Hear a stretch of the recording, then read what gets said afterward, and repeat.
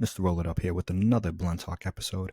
And in this episode, I'm going to talk about how I think Donald Trump could win the 2020 presidential race and be our president for another 4 years.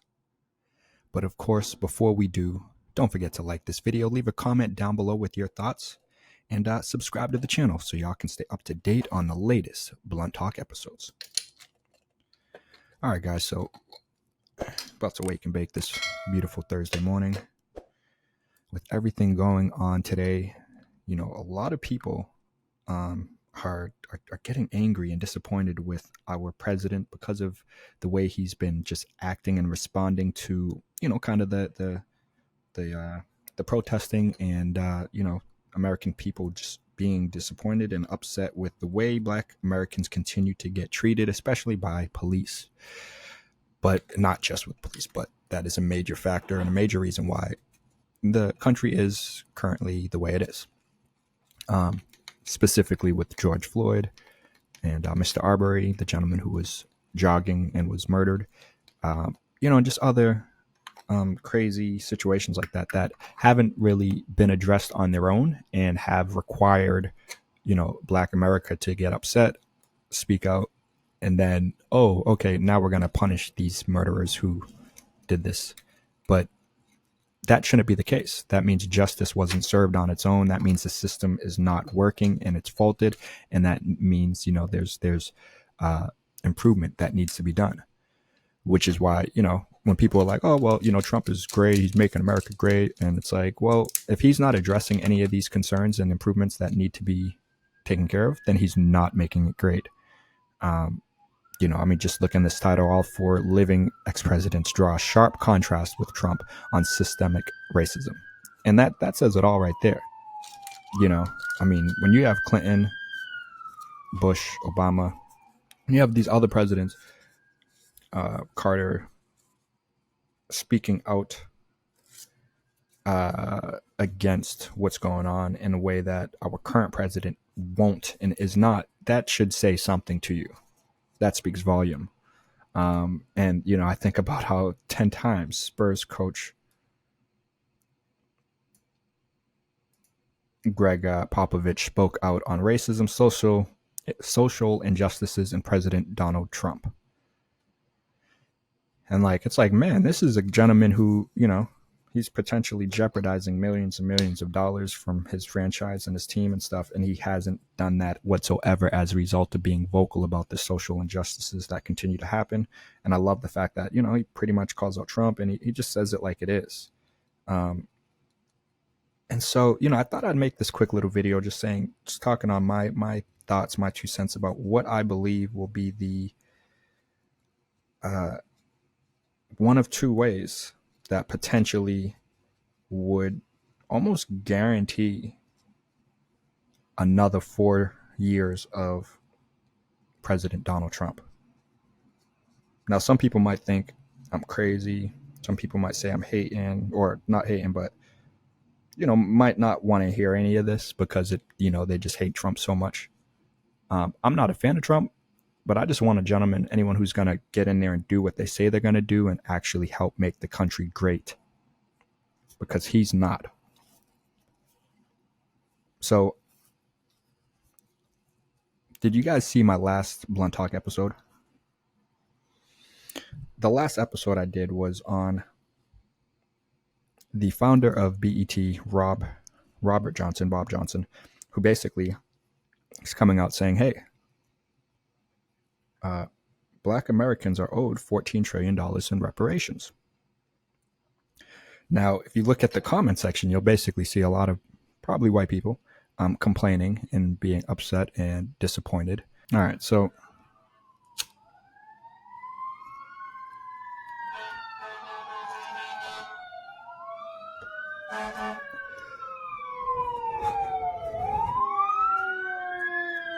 we're going to let the sirens go by. So basically, I think there are two ways that President Donald Trump can pretty much guarantee that he will win the 2020 elections. The first is what you're currently looking at, which is, like I said, my video that I did on BET's founder, Robert Johnson, who is calling for $14 trillion in reparations for Black America. Check that video. I'll post a link to it down below, or just check out my Blunt Talk playlist and it'll be in there.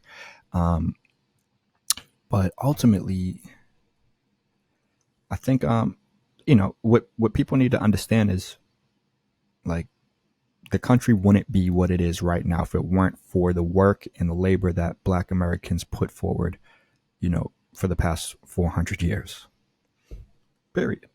Like, that shouldn't be a debate. That shouldn't be up for discussion. That said, because of the numerous times laws and policies had been put forward that neglected those same people, other people have been able to move forward further along and more quickly. The other people have been able to make more advances because of, again, a lot of the support programs that were given to them and their family members, 100 years ago, 200 years ago. It's a dominoes effect. And a lot of what people are currently living on right now is as a product of what was in the past. Some people can't comprehend that concept. Some people really don't understand. Oh, well, there's not a single slave currently alive today. That's fine. There doesn't need to be, but there were, and they have relatives and their kids and have kids and their kids have kids. And again, when you have a system that's been put in place that kind of favors those who are already financially stable and well off compared to those who have been neglected, you're not going to be able to really make progress. So no real progress is going to really come to America until we, fix these holes, these patches that have been left there from the past. So definitely wanted to throw that out there. Now, I believe if there was some sort of reparations that were given to Black Americans, this would be huge for Trump. Not only because he's going to win over the Black vote, which is essentially what he needs to do to guarantee a win. I mean, he doesn't need it, as we saw in the last election, but if he got the Black vote too, man, oh man, that would be a game changer. And that would happen, I believe, despite all of the stuff he says or doesn't do and doesn't, act upon. If he did that, and it doesn't have to be this amount, I feel like it could be a little lower, but if he did that, he would absolutely win over the Black vote, and he would solidify his another 4 years as our president of the United States. Now, that's just what I think. That's one of the thoughts that I have. A lot of people, some of the comments, you look at some of the people who are complaining, oh, then I want 200 trillion for the many ways damage done to my native ancestors. Oh, this was the comment. Yeah.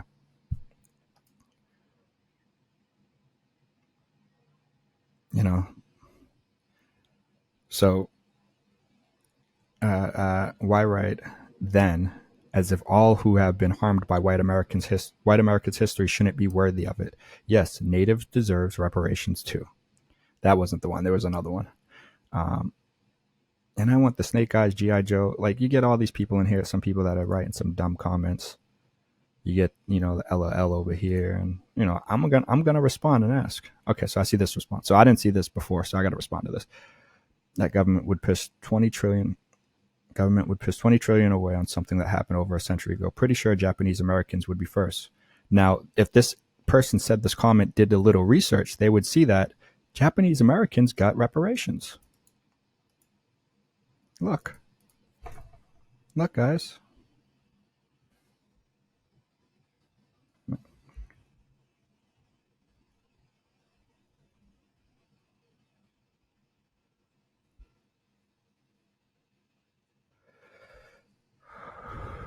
Now, it's so funny because you get all these people that are jumping in here hating and talking trash about others. It's like, this is the thing I don't understand. Why do people say, like, this can't be this way unless something? It's like, no, like, they all basically are worthy of these things if they're worthy of them.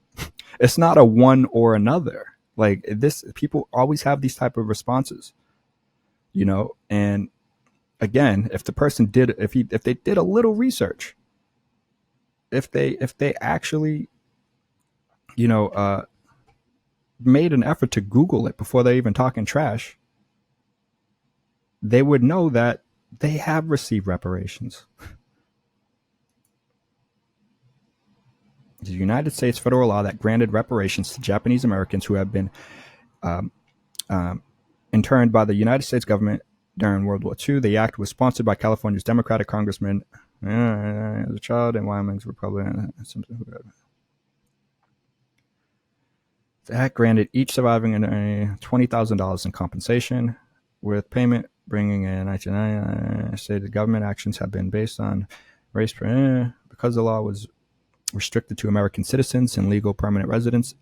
Ethnic Japanese who had been taken from their homes in Latin America were not covered in the reparations, regardless of whether had remained in the United States, had returned to Latin America and from what was left of the funds, the CLA won a settlement of around $5,000 per person for those who were eligible. Before funds ran out in 1999, funds were approved for the U.S. Attorney General to pay compensation to the remaining claimants. So again, that person would know if they did a simple Google search.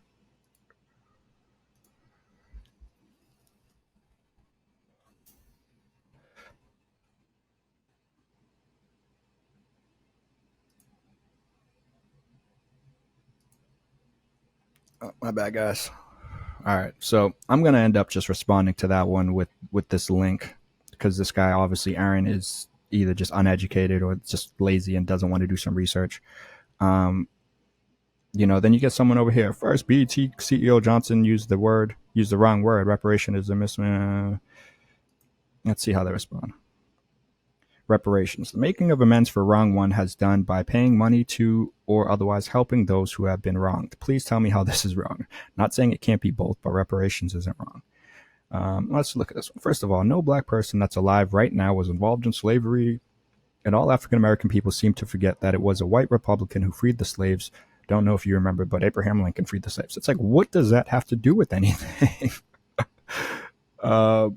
Let's see what he said. So I go, first of all, nobody said there are any living black American slaves. And secondly, and question mark. Secondly, what does Abraham Lincoln freeing the slaves have to do with anything? Let's see what he says. So if there's no black people around that were slaves, why do you deserve money for something you didn't do?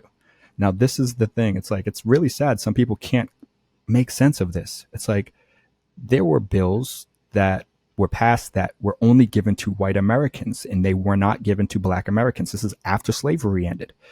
That means this person's grandparents or parents were able to get an advantage, get help and assistance that my grandparents were not able to get help and assistance on.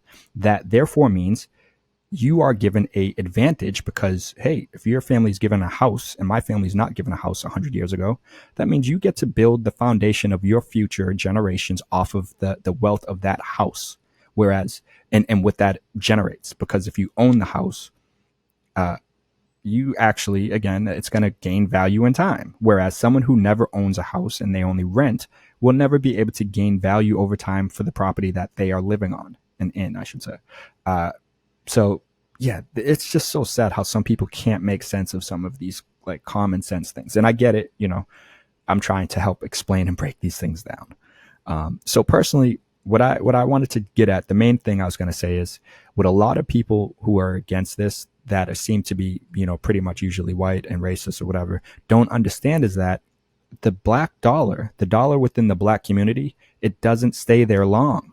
It generally is here, like it'll get put in my hand. Maybe I'll make $1 and then I go and spend it at a white business, which means it's basically a stimulus check for the economy in which everyone will win. Although, yes, it's being given to one select group of people. We aren't the group of people that tend to hold on to that dollar. We tend to go spend it in Asian and white and other businesses, within other ethnicities, other groups, opposed to keeping it within the black community. Now, that's not a good thing for us. The goal would be to keep it where I can go and spend it at a black business and that black business owner can go spend it at another black business. Like, that's the goal. That's how, Black Wall Street came to about, really, but that's not the case right now. So what a lot of people that are against reparations for black Americans need to understand is that this money will only go on to stimulate, again, it's a stimulus check essentially. And white people will gain from this as well as black people. you know. So, and other people saying again, oh, well, Asians and da. It's like every other group has been given reparations. And if you do, and I said it in, I think it's this video or another video, but if you do some research, you'll even see that Italians, because of, I think, like 11 lynchings that took place, Italians were even given reparations because of those 11 people who were lynched. 11. There's probably 11,000, 100,000, who knows, million, like not million, but thousands and thousands of Black Americans had been killed because of slavery and the system, this racist system at hand. Reparations are due. And if Trump made that action where he actually agreed to it, that would be huge. He would win over the Black vote, I believe, with that one action. Despite everything else he says and doesn't say and do, and all the stupid, crazy stuff he does, all the racist stuff he's done in the past, that I think would kind of make up for a lot of it. Pretty much all of it. Not all of it, but a lot of it. Maybe all of it. I don't know. But my point is, that would be huge, a game changer. And like I said, it's a stimulus check for the country. When people say we don't have the money, it's like, well, we didn't have the money for war, and all of a sudden money appears out of nowhere. We didn't have money for these stimulus checks that all of a sudden appeared out of nowhere. The same place that all of this money appears out of nowhere for all of these other programs and things, it can appear out of nowhere for this.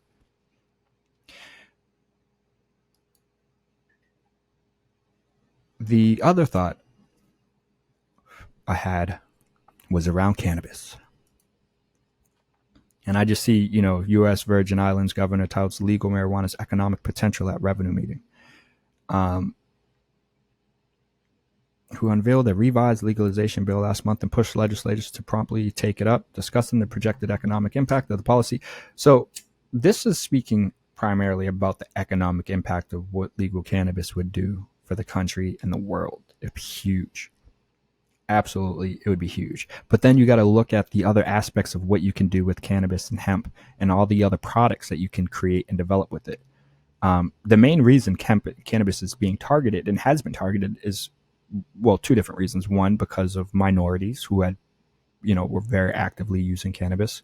But then two, because of, I think, big business and pharmaceuticals, but other businesses that saw cannabis hemp product as a threat to their products. Paper. If you were a company that owned paper, you got to put all these chemicals, and you got to, like, paper's not, it's not just like, oh, I mean, there's a lot more to it, is my point, but there are other plastics and other products that could be utilizing hemp and cannabis plant to make a better product. But and same thing with pharmaceutical. You had all these, you're starting to see, like this next article, you're starting to see companies, not starting, but you're seeing companies basically trying to make knockoffs, based off of cannabis as a solution for, XYZ. If you look at this right here, trading this news, that it had been granted approval by the Food and Drug Administration to supplement an application for a clinical trial using a synthetic drug that mimics the action of molecule found in marijuana to treat COVID-19. Like, what? So now not only are we basically kind of finding stuff that there might be something actively inside of cannabis that could help to prevent or treat COVID-19. And I actually did do a story on this, and YouTube took that video down. Yes, I was like, wait, what? Out of all my videos, YouTube actually took this video down where it was talking about some Canadian university that was doing studies on cannabis and COVID-19 and had seen positive results so far. It hadn't been peer reviewed yet, so it wasn't like final. And I said that in the video, and yet they took it down. Again, it makes you wonder, like, what's going on? Who's, the company, people running these companies, like, who are they actually working for? Are they part of the agenda? Yeah, I mean, if things being said don't go with the agenda, they just pull videos down. And so I thought that was interesting, because I was like, what? I would have thought, yeah. So again, when you're seeing stuff like this, mimicking the actions of a molecule found in marijuana, it's like, just use marijuana.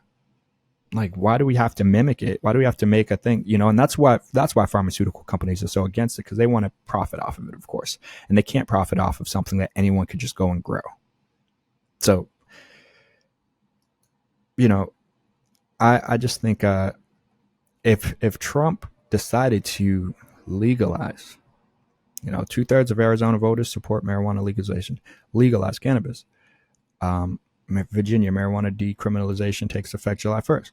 Like, that would be huge. And potentially, I think that would be another, that other kind of guarantee for a win. Now, some people might say, no, that wouldn't be enough to guarantee it. I believe it would.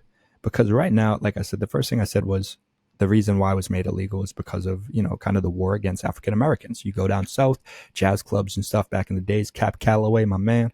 Like that was big. That they jazz musicians would be in there smoking their doobies, their joints and stuff and enjoying themselves. But that's how they were easily targeted because, let's make this little plant illegal and we can all of a sudden target all these people that smoke it. Or, well, that's the thing. Police can kind of be picky. I can turn an eye if I see the little Timmy smoking a joint if they want to. But if they see the brother smoking it, they ain't turning that eye. And so to kind of finish this up, sum it up, the reason why I believe this would be what would differentiate him from Biden is because Biden has said that he basically only wants to decriminalize it. In debates in his criminal justice reform plan and in his plan for Black America, Biden has said he supports the federal decriminalization of marijuana, which would maintain fines but do away with the prison of jail time for possession. But he remains opposed to full legalization, which would remove all penalties and typically allow sales for recreational purposes. The position is more forum-friendly than that of President Donald Trump, who opposes both legalization and decriminalization. But it's all out of state. But it's all still out of step with views of U.S. voters, especially Democrats. So again, to me, like that right there speaks, it says it all. If Trump was willing to make that change and sign off on cannabis being legalized on a federal level, that would put him over what Biden is saying, which is, hey, let's decriminalize it on a federal level, which is, it should be, but it should be legalized even more. So Biden's saying, hey, I'm trying to make that progress, and he's reaching out to people. If you are a heavy stoner in a state where it's still illegal, some places down south or wherever, and you were a Trump supporter and you saw Biden say, hey, I'm going to decriminalize cannabis so that, basically, you don't have to worry really, Now, obviously, you still might have some concerns, but you're really not going to be worried at that point if you know it's decriminalized. But even so, it should be legalized. And if Trump made that act, oh my God, that to me would be the other factor. Those are the two things that he can do to guarantee pretty much, I feel, a win in the 2020 election. What do you guys think? Am I far-fetched? Am I crazy right now? Is it the weed? Comment down below with your thoughts about this, both of these two scenarios. If you think either of these would be legitimately what would help propel him to another 4 years of being our president. Comment down below. Let me know what you guys think. Like this video, subscribe to the channel so you can stay up to date on the latest Blunt Talk episodes. And you guys already know what it is. I'm going to keep it rolling, and I'll see you in the next video. Peace. Mr. Roll it, roll it, roll it, roll it, roll it up. Mr. Roll it up, Mr. Roll it up. I wake up in the morning and I sip my teacup. I sit down at the table and I break my weed up. I roll up a blunt and then I kick my feet up. Go to Mass Can Rev so I can read up on that green stuff, the weed puff, the only thing.